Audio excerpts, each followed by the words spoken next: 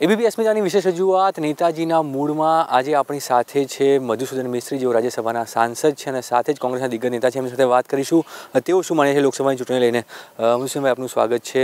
સૌથી પહેલી વાત, લોકસભાની ચૂંટણી આવી રહી છે, કોંગ્રેસ કેટલી તૈયાર, કેટલી આશા કોંગ્રેસને 19માં? કોંગ્રેસનો દેખાવ ખૂબ જ સારો હશે અને રાજ્યોમાં પણ ભારતીય જનતા પાર્ટીની બહુમતી નહીં આવે અને કોંગ્રેસ અને ગઠબંધન વિરોધ પક્ષો એ બધા સાથે મળીને સરકાર રચી શકશે. એટલી સીટોમાં જરૂર આવશે અને એમાં કોંગ્રેસનો બહુ જ મોટો ફાળો હશે. કોંગ્રેસનો ફાળો હશે તો શું પ્રધાનમંત્રી કોંગ્રેસનો હશે કે પછી ગઠબંધનની નીતિવાળો? એ જરા કહેવું અત્યારે ખૂબ વહેલું છે. એક વખતે પરિણામો આવી જાય રાજ્યોની અંદરથી, પછી બધા બેસીને છે તે સાથે મળીને નિર્ણય કરશે. મહત્વની વાત એ છે કે ગુજરાતની અંદર કોંગ્રેસમાં બધું ઠીક નથી એવી વાતો આવતી હોય છે. વિખવાદ હોય, સિનિયરોની નારાજગી હોય, આંતરિક જૂથબંધી હોય. કેમ ચૂંટણી સમયે કોંગ્રેસમાં આ પ્રશ્નો ઊભા થતા હોય છે? ખરેખર જુઓ તો એવું નથી તેની અંદર, અને જો એવું હોત તો અમે વિધાનસભાની અંદર કોંગ્રેસ પાર્ટી સરકાર બનાવવાની નજીક પહોંચે જ નહીં. પણ આમ છતાં પણ જ્યારે ચૂંટણી આવે છે તે વખતે બધા એકી સાથે ભેગા મળીને લડે છે અને એમાં જે મતાંતર હોય, થોડું ઘણું મન દુઃખ થયેલું, તે બધું બાજુ મૂકી અને લોકો કામ કરે છે કોંગ્રેસ માટે. લોકસભા માટે જ્યારે બધા લાગે કામે લાગશે ત્યારે બધી નારાજગી દૂર થઈ જશે એવું દેખાય છે તમને અત્યારની? પહેલાં જ દૂર થઈ જશે હું માનું છું, કારણ કે લોકસભાની અંદર એટલું બધું નથી હોતું. જે કસમકસ અથવા તો હરીફાઈ તમે કહો એ જેટલી ચૂંટણી નીચે જાય, વિધાનસભા, જિલ્લા પંચાયત, એમાં વધારે તમને જોવા મળશે. લોકસભાની અંદર બહુ પ્રશ્ન ઊભો નથી થતો. મધુસૂદનભાઈ સાંસદ રહી ચૂક્યા છે, લોકસભામાંથી પણ ચૂંટાયેલા છે, અત્યારે રાજ્યસભામાં છે. મધુસૂદનભાઈ ચૂંટણી લડશે ખરા જીતવા માટે? ના, હું મારું પોતાનું હજી કશું નક્કી નથી. મેં આમ તો ના પાડી છે, મારી પાર્ટીની અંદર પણ છે તે મેં ના પાડી છે. અમારી તૈયારી બધી કોંગ્રેસની અને મારી પોતાની તૈયારી, સાબરકાંઠાની ચૂંટણી, બનાસકાંઠાની ચૂંટણી અને આ બધી જ જે લોકસભાની ચૂંટણીઓ જીતાય, કોંગ્રેસ પક્ષ જીતે એવા મારા તમામ પ્રયત્નો અત્યારે છે. સાબરકાંઠા તમારો જિલ્લો રહ્યો છે, આદિવાસી વિસ્તારો, આદિવાસી પ્રભુત્વવાળો વિસ્તાર છે, કોંગ્રેસનો એક કમિટેડ વોટર છે ત્યાં. શું આ વખતે પરિણામો 2014 કરતાં અલગ આવશે? જીતીશું મેં, મનમાં કોઈ શંકા જ નથી. 10 વર્ષમાં છેલ્લા જે પરિસ્થિતિ થઈ છે જિલ્લાની અંદર, તેની અંદર બધા વિકાસના કામો એક બાજુમાં છે. મેં તે દિવસે બી ત્યાં કહ્યું હતું કે 770 કરોડ રૂપિયાની બ્રોડગેજ કરાવવાની લાઈન મારી વખતે મંજૂર થયેલી, અમદાવાદ ઉદયપુર જે છે તેમાં એનું કામ હમણાં જઈને શરૂ થયું છે અને કદાચ 6-8 મહિનામાં એ પૂરું પણ થઈ જશે. મારી વખતે હું જ્યારે સંસદ સભ્ય હતો સાબરકાંઠામાં, તે વખતે થયેલા જે છે. ત્યાર પછી જુઓ, અત્યારે તો કોઈ એવું કામ નથી જ્યાં ઉડીને આંખે વળગે કે જે 2 વખત ચૂંટાયેલા ભાજપના સંસદ સભ્યોએ સાબરકાંઠાની અંદર કર્યું હોય, અને હોય તો ગણાવે. સાબરકાંઠાની એકની વાત થઈ, પણ આદિવાસી બેલ્ટમાં તો ઘણી બધી સીટો છે, સાબરકાંઠાથી લઈને નીચે નવસારી સુધી. તમે પોતે પણ એક રાષ્ટ્રીય સ્તરે ભૂમિકા ભજવી ચૂક્યા છો. કોંગ્રેસ ક્યાં મજબૂત દેખાશે? કારણ કે હજુ વિશ્વાસ નથી આવતો કે કોંગ્રેસ ગુજરાતમાં જીતી શકે. એમાં એમનો વિશ્વાસનો જરૂર નથી, કારણ કે એ હંમેશા એવો પ્રયત્ન કરે કે કોંગ્રેસ છે જ નહીં. વિધાનસભાની ચૂંટણીઓમાં એમ હતું કે કોંગ્રેસ ક્યાં છે, અને કોંગ્રેસ માત્ર 8-9 સીટથી ફક્ત દૂર રહી. લોકસભાની અંદર પણ એ જ પરિસ્થિતિ ઊભી થશે, કારણ કે લોકજુવાળ એટલો છે. એમણે કોઈ દિવસ ખેડૂતોની વાત તો કરી જ નથી. અત્યારે કેમ હવે કરવાની શરૂઆત થઈ? કારણ કે 3 રાજ્યોમાં અને 5 રાજ્યોની અંદર ભારતીય જનતા પાર્ટી સાફ થઈ ગઈ. માટે એમને, અથવા ભારતીય જનતા પાર્ટી એની સત્તા ગુમાવી દીધી, માટે કમ્પલ્ઝન એમના માટે ઊભો થયું છે.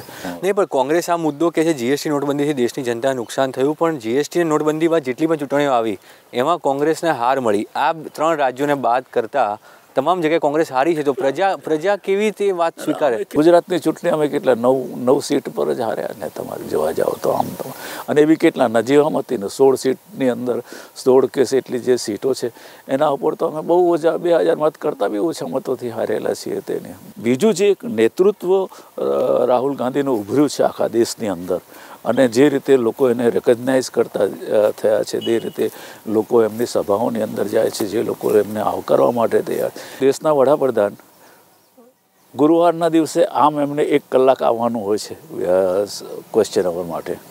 એ પોતે જ નથી આવતા, કારણ કે જાણે છે કેટલાક જવાબો એ આપી શકતા જ નથી એમને એટેન્ડ કરવાની અંદર જ્યારે ડર લાગતો હોય તેવું છે. નરેન્દ્ર મોદી એવું માને છે, પણ નરેન્દ્ર મોદીની સામે કોઈ ચહેરો નથી. એ વાતને લઈને ભાજપ આશ્વસ્ત છે કે ભાજપની બીજી વાર સરકાર આવશે? આ ચહેરો નથી તો શું કરવા રાહુલ ગાંધીથી આટલા બધા બીએ છે? શું કરવા ડરે છે? માનો છો કે રાહુલ ગાંધી મજબૂત ચહેરો છે? બિલકુલ, સવાલ જ નથી થતો. એના માટે કોઈ પ્રશ્ન જ નથી. હું એમની સાથે ફર્યો છું, જોયા છે મેં. લોકો કલાકો સુધી લાઈનમાં એક ખાલી જેને અંગ્રેજીમાં ગ્લિમ્પસીસ કે દ્રષ્ટિ આમ પણ એના માટે ઊભા રહેતા હોય છે. પણ આજ મુદ્દો ભાજપ ઉઠાવે છે કે કોંગ્રેસ જે છે એ પરિવારવાદની રાજનીતિ કરી રહી છે. રાહુલનું રાજકીય યોગદાન શું? કેમ એ રાષ્ટ્રીય અધ્યક્ષ, એમનું શું યોગદાન? મતદારો ચૂંટે છે ને, 3 વાર મતદારોએ ચૂંટ્યા. નરેન્દ્ર મોદીએ તો બહુ પ્રયત્ન કર્યા હતા હરાવવા માટેના. એમના માણસોને ઊભા રાખેલા હતા ને ત્યાં. લોકો સ્ટેમ્પ મારે છે, લોકોને સ્ટેમ્પ મરાવવા નથી જતા. કોઈ બટન જે છે તે કોઈ એને શું કહેવાય છે, આપણે થમ્પિંગ જે તે અંગૂઠા મારીને જે છે તે એ નથી થતું. તમને કહું, એ રીતસર ચૂંટણી લડે છે, ચૂંટણી જીતે છે. અને જો ચૂંટણી ના જીતા હોય તો ક્યાંથી લોકસભાની અંદર આવે? હવે ઇઝ એ ઇલેક્ટેડ પર્સન. અને કયા ભાજપના નેતાઓના છોકરાઓ નથી ચૂંટાયા? વસુંધરા રાજેનો છોકરો પોતે જ જે છે અંદરથી ચૂંટાઈને જાય છે ને, ત્યાં પરિવારવાદ એમને નથી નડતો. તમે સમય ગાળ્યો છે, સમગ્ર દેશમાં પણ ફર્યા, તમે ઘણા એવા રાજ્યોમાં પણ જવાબદારી નિભાવી છે કે જ્યાં કોંગ્રેસ નબળી હતી અને મજબૂત થઈ. અત્યાર સુધી એવી છે કે કોંગ્રેસની 44 બેઠકો છે. લોકસભામાં કોંગ્રેસ પોતાની જાતને ક્યાં જોઈ રહી છે? શું 100નો આંકડો પાર કરશે કોંગ્રેસ? હું આંકડામાં નથી જતો, પણ હું તમને કહું, કોંગ્રેસની એટલી બધી બેઠકો હશે કે એ પોતે વડાપ્રધાન નક્કી કરવાની અંદર ઘણો મહત્ત્વનો એનો રોલ હશે. ઘણો મહત્ત્વનો રોલ છે. તમે EBC આરક્ષણની વાત કરી, જે ઇકોનોમિક વીકર સેક્શન તેને આરક્ષણ આપ્યું. આ નિર્ણય શું ચૂંટણીના કારણે લેવો પડ્યો અને એની અસર કોંગ્રેસના મતદારો ઉપર શું દેખાશે? બિલકુલ, હું માનું છું કે લોકો બહુ સારી રીતે સમજે છે કે આ ચૂંટણીને લઈને કરવામાં આવે છે. હજી તો આ જે છે તેના નિયમો ઘડવાના બાકી છે. રાષ્ટ્રપતિ પાસે ગયું છે તેની અંદર. અને નોકરીઓ છે ક્યાં? એમણે તો 2 કરોડ નોકરીની વાત કરી હતી, તો આપી હતી ને 2 કરોડ નોકરીઓ. કોણે રોક્યા હતા એમને અત્યાર સુધીની અંદર? મોટા ભાગના જેટલા ઉદ્યોગો જે છે તે આજે જેને એમ કે જોબ ઓરિએન્ટેડ એક્ટિવિટી, આ બધી વાતો કોંગ્રેસ ઉઠાવે છે, મુદ્દા ઉઠાવે છે, પણ પબ્લિકને સમજાઈ શકશે? લોકો સમજશે આ મુદ્દા? બિલકુલ, લોકો બિલકુલ સમજશે. લોકોએ જોયું છે 5 વર્ષની અંદર કે આ માણસ જૂઠું બોલે છે, બિલકુલ જૂઠું બોલે છે. એમાં કોઈ સવાલ જ નથી ઉપસ્થિત થતો. એને તમે એ માણસને એક વખત છે તે બોલવાનું જે તે બનાવી શકો, બીજી વખત બનાવી શકો. ક્યાં સુધી જૂઠું બોલ કરશો? જેટલી હકીકતો કહે છે બધી જેટલી બાબતો કહે છે બધી બાબતોમાં જૂઠા પડે છે. તમે જે જૂઠાણાઓની વાત કરી, એ જૂઠાણાઓ, તમે જેને જૂઠાણાઓ કહો છો, એ જ એમના વચનો, એમની વાત અને કોંગ્રેસ સામેનો વિરોધ, એના કારણે 2014માં કોંગ્રેસ 44 ઉપર સમેટાઈ અને 14 બાદ પણ 15થી વધુ રાજ્યોમાં કોંગ્રેસ સત્તા ગુમાવી. જુઓ, એના કારણો રાહુલ ગાંધીએ બધી જગ્યાએ બહુ સ્પષ્ટ કરેલા હતા કે અમે કેમ સત્તા ગુમાવી. હું એને રિપીટ છે તે કરવા માગતો નથી, પણ 5 જ વર્ષની અંદર ભારતીય જનતા પાર્ટીની નેતાગીરીને આ દેશની પ્રજા ઓળખી ગઈ છે કે આ કેવા માણસો છે, શું છે. જેનો પ્રમુખ જાતે કહેતો હોય કે આ 15 લાખનો એક જુમલા થાય એટલે ખોટી વાત હતી આખી, અને એનાથી વધારે શું પ્રમાણ જોઈએ મને કહો જોઈએ. અત્યારે તમે 10% લઈને આવ્યા છો તો આ શું છે? તમે આપવાનો છો નોકરીઓ, ક્યારે આપવાનો છે એ તો કહો.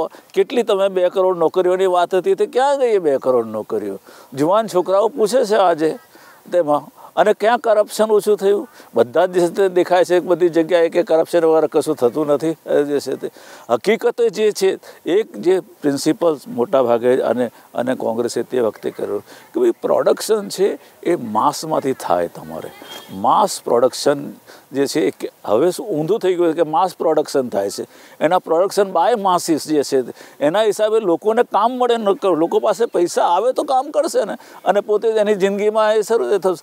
NREજીને કહેલું કે આ તમારું જીવતું જાગતું જે છે એને એમ કહેવાય કે એનું પુત્ર જીવતું જાગતું તમારું આ ઉદાહરણ છે કે તમે શું કરેલું હતું. આજે એ જ NREજી ઉપર એ લોકો ડિપેન્ડ છે. અને એ જ NREજી એટલે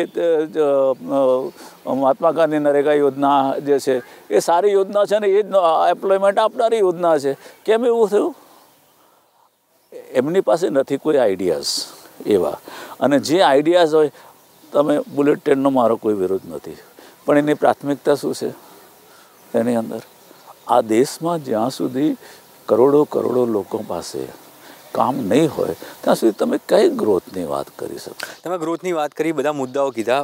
એક અંતિમ સવાલ તરફ લઈ જવું કે જે આ ઇલેક્શનની વાત છે, તમે કહ્યું કે સેન્ટરમાં યુપીએની સરકાર આવે, યુપીનું ગઠબંધન થાય, કોંગ્રેસની સારી સીટો આવશે, વડાપ્રધાન નક્કી કરશે. ગુજરાતનું શું? ગુજરાતમાં કેટલી સીટો? કારણ કે ગુજરાતીઓ તો ગુજરાતી વડાપ્રધાનના નામે ગઈ વખતે પણ વોટ આપ્યા, આ વખતે પણ એના વોટ આપશે. આઈ ડાઉટ એ લોટ. બહુ મોટી શંકા મને છે તે એની અંદર. એક વખતે થઈ ગયું. અમે જેમ તો કેરેલાની અંદર અમે એના પહેલાં જે 0 સીટ આવી લીધી, પછી એની અંદરથી જે છે 13 થી 14 સીટો આવી. અહીંયા 26 સીટ છે. અમે એક વખતે 4 જણા હતા, પછી 6 જણા થયા, અને પછી 13 સીટો આવી, 12 સીટો આવી હતી તેની, અને એમાં જ એમની સત્તા સરકાર નહોતી બનેલી. તમને કહું, આ વખતે પણ ગુજરાતી પ્રજા આશ્ચર્ય છે તે સર્જશે, એમાં મારા મનમાં કોઈ શંકા નથી. જેટલી બને એટલી વધારે સીટો કોંગ્રેસને આપશે. ગુજરાતમાં આંકડો તમને ખ્યાલ છે કે આ અત્યારે હું નહીં કહી શકું, પણ હું ડેફિનેટલી કહું છું કે ડબલ ડિજિટની અંદર જ હશે. ડબલ ડિજિટમાં આંકડાઓ. ગુજરાતના પ્રશ્નો છે, ગુજરાતના વાત, ગુજરાત નેતૃત્વ આ ચૂંટણીમાં કોંગ્રેસનું પ્રદેશ નેતૃત્વ કામ ઇફેક્ટમાં આવશે કે પછી રાહુલ ગાંધીનો ચહેરો? બંને. કોંગ્રેસનું પોતાનું મેનેજમેન્ટ નીચેના બૂથ લેવલથી માંડીને ઉપર સુધી એક પ્રચાર જે છે, હકીકતો બહાર લાવવા માટેની જે છે રાહુલ ગાંધીનું નેતૃત્વ, આ બંને વસ્તુઓનું એસિમ્યુલેશન અને સાથે મળીને જશે તો બહુ સારામાં સારું રિઝલ્ટ આવશે. હું બહુ સ્પષ્ટપણે માનું છું. આભાર મધુસૂદનભાઈ. તો આ હતા કોંગ્રેસના સાંસદ અને વરિષ્ઠ નેતા મધુસૂદન મિસ્ત્રી, જેમણે સ્પષ્ટપણે કહ્યું કે કેન્દ્રની અંદર યુપીએ ગઠબંધનવાળી કોંગ્રેસની સરકાર બનશે અને કોંગ્રેસ વડાપ્રધાન નક્કી કરશે, તો સાથે જ ગુજરાતમાં પણ કોંગ્રેસનું પ્રદર્શન ખૂબ સારું રહેશે.